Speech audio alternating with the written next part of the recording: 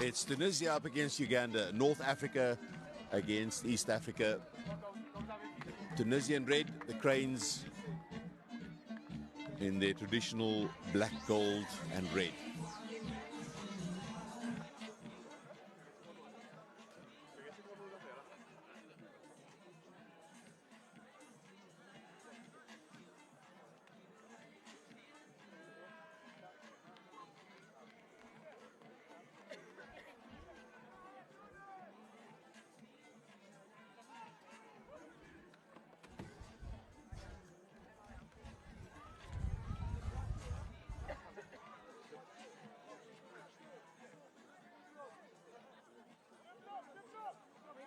Uganda versus Tunisia.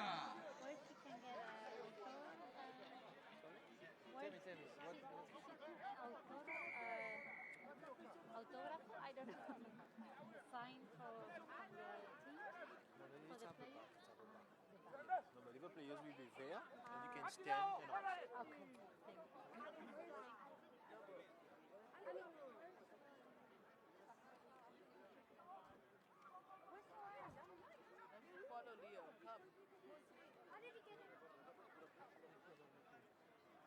Tunisia also keen to reverse their fortunes.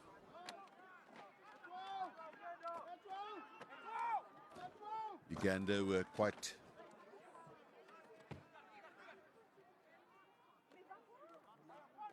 convincing in their first match.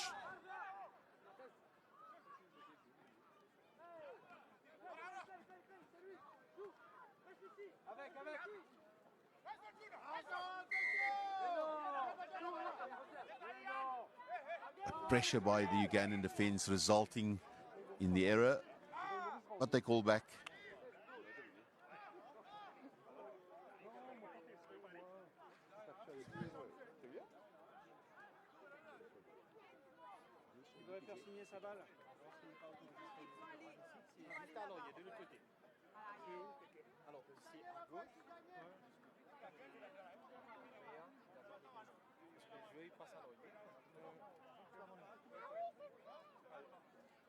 Still possibly a threat of rain in the skies. Heavy downpour last night. It's cloudy now.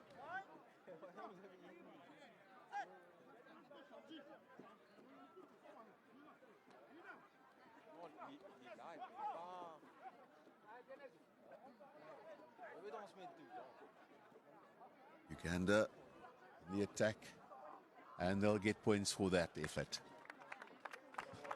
First try of the match to the Cranes.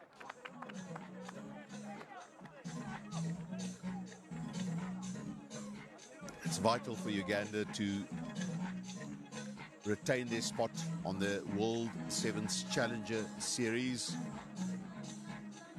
That means the program stays alive. There's the opportunity of sponsors' money. And also Olympic funding, because straight after the Olympics, the process of qualifying for the next Olympics, the 2028 Olympics, will start all over again. Uganda played in that repechage tournament in Monaco last week, but with the likes of South Africa, Great Britain and Spain all playing on the regular World Sevens Series, it was always going to be a massive, massive task for them to qualify for Paris 2024.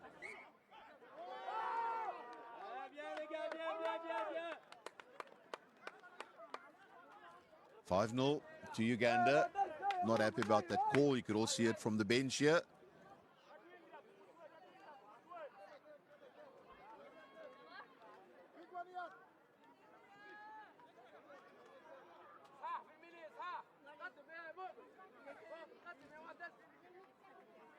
Uganda would like to build on that try from Adrien Kasitu. Tunisia now, bit of a difficult pass in the wind, and then one of the players play the ball in front, one of the Tunisians, and it's immediate penalty to Uganda. Uganda now. That was a strong run by a strong man. Norbert Okeni.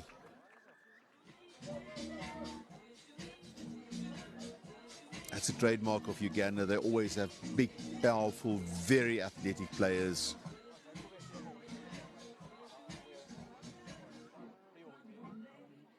And on occasion, they've also appeared in World Series tournaments when there was still the option of an invitational team. Before, there were 16 full-time teams and now 12 full-time teams. The regional champion would normally get invited to the tournaments. Like Cape Town, the African champion would be invited, where Uganda featured a number of times. And of course, the current Springbok Sevens coach, Philip Snyman, also coached Uganda at some stage. And last week, this Ugandan side lost to South Africa in the quarterfinal at the Olympic repechage tournament. But believe me, Philip Snyman was wary of the Ugandans, what they can do, a couple of early scores. They know how to defend. It could have spelled a bit of trouble, but South Africa negotiated that very well. Now Tunisia, that's a clever little kick. Foot race, bit of football skills. Uganda's got to play that because it was taken into goal, and they do so. Look at that offload, basketball style, Fijian rugby style. Still Uganda. And there we go. It was inevitable that that would happen.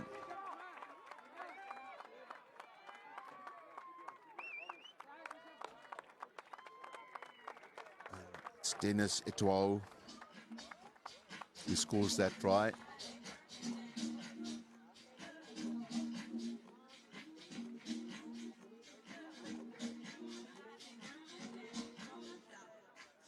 Uganda increased their lead to 17 points to 0.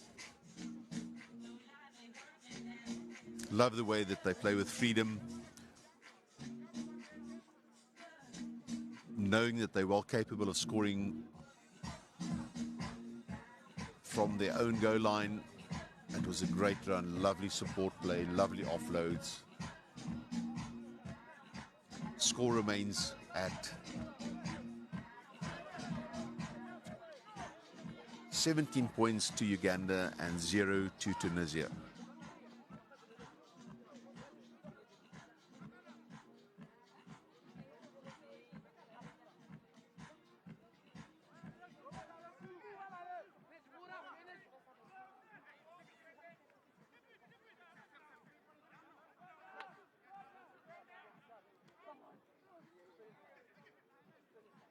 Sloppy work, but they've recovered well.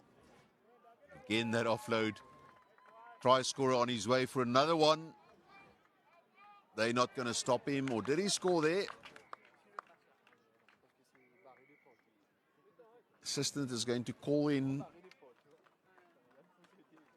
the advice, or the referee is going to call in the assistant of the advice of the assistant referee.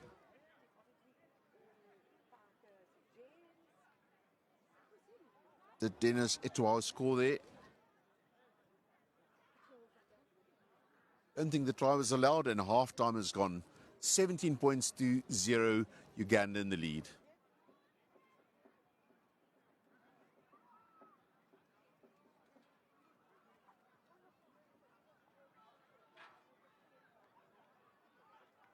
Yeah, it's quite clear that he was bundled into touch before he could get the ball down. That's very good defensive work. Yeah, he lost the ball. Very good defensive work by Tunisia, who never gave up, and that's what you want to see from your team.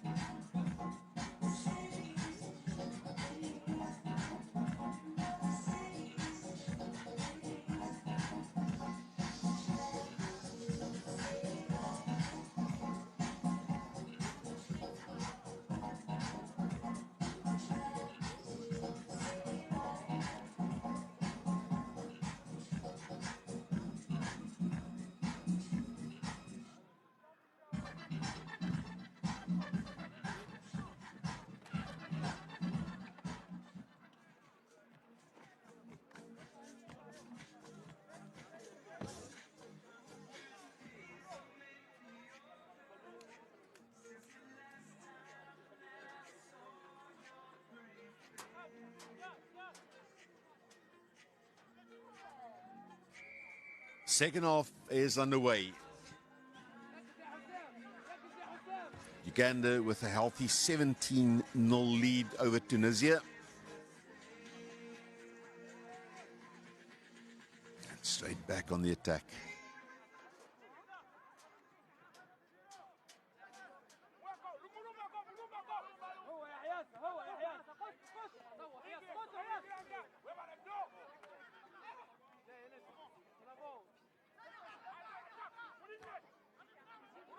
Advantage being played by the referee, advantage over.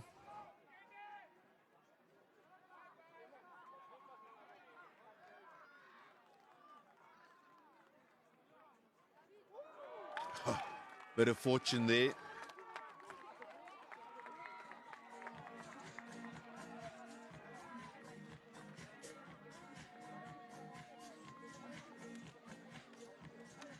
And it's Nobutu Kenny that comes away with a try.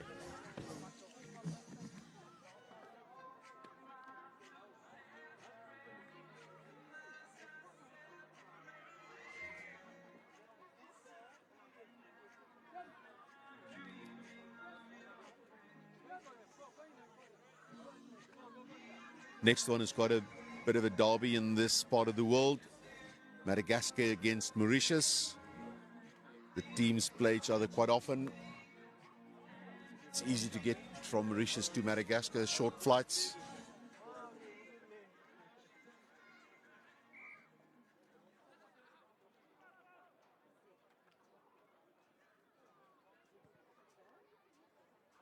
$24-0.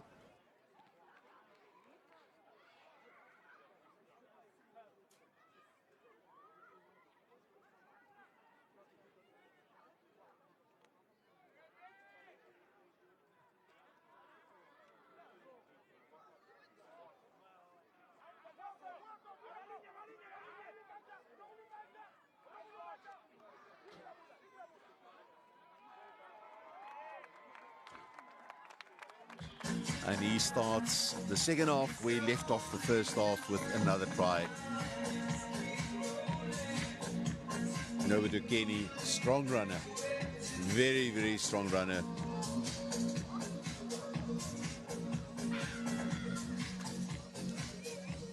$29-0 now, and this is what Uganda wants in terms of their ranking at the end of the pool stages.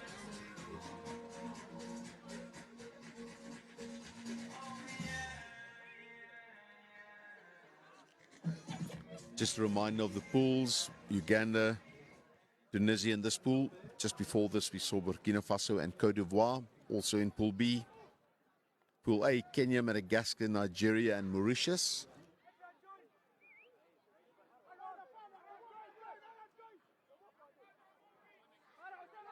And in Pool C, Zimbabwe, Zambia, South Africa, and Algeria.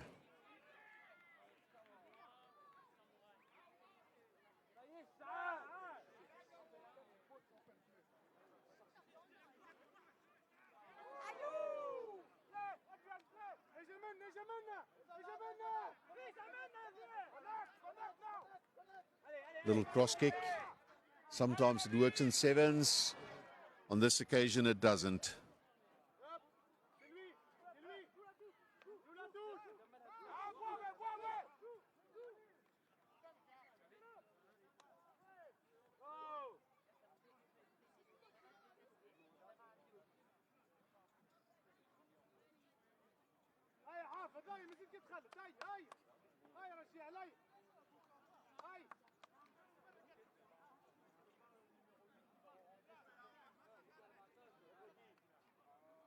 Ball taken into touch by Uganda.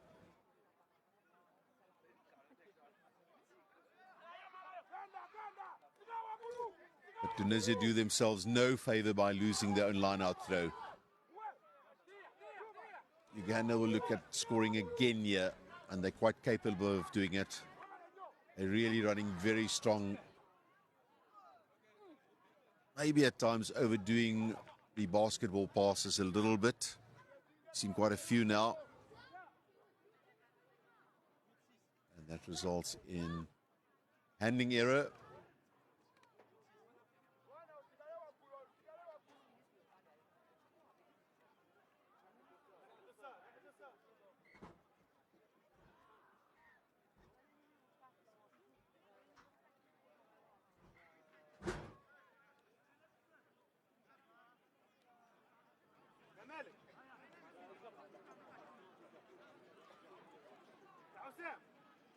اسكالوب اسكالوب على اليسار اسكالوب يس على اليسار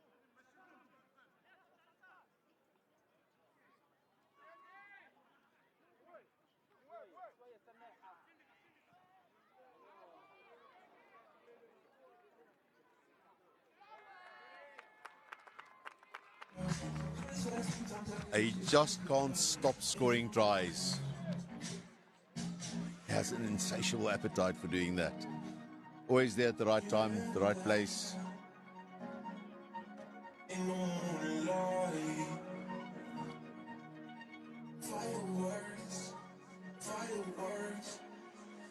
Norbert Kenny with another visit to the try line. If I'm not mistaken, that's his fourth of the game.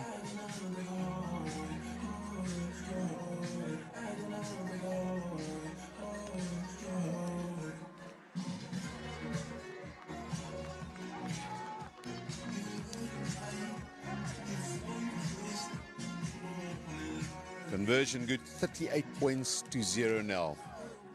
Not only are Uganda scoring some lovely tries in the process, they are also keeping Tunisia out. Such a high and lovely weighted kickoff.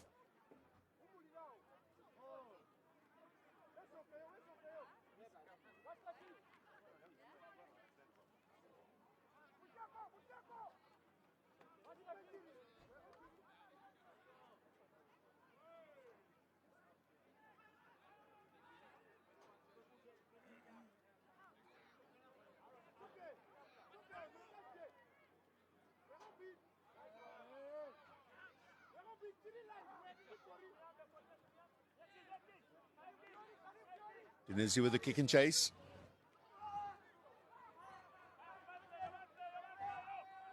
Bit of impact there between the two players.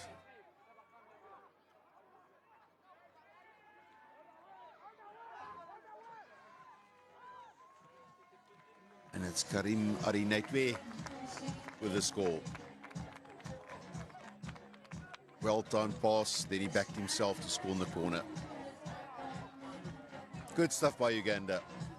Really very, very entertaining. It's not going to make up for the disappointment of not having qualified and the defeats they suffered last weekend in Monaco, but it'll certainly help to build their confidence when they go into the knockout stages of this competition. That's also the final whistle. That was the last score of that match. Uganda winners by 43 points to 0. Very convincing performance from the Cranes.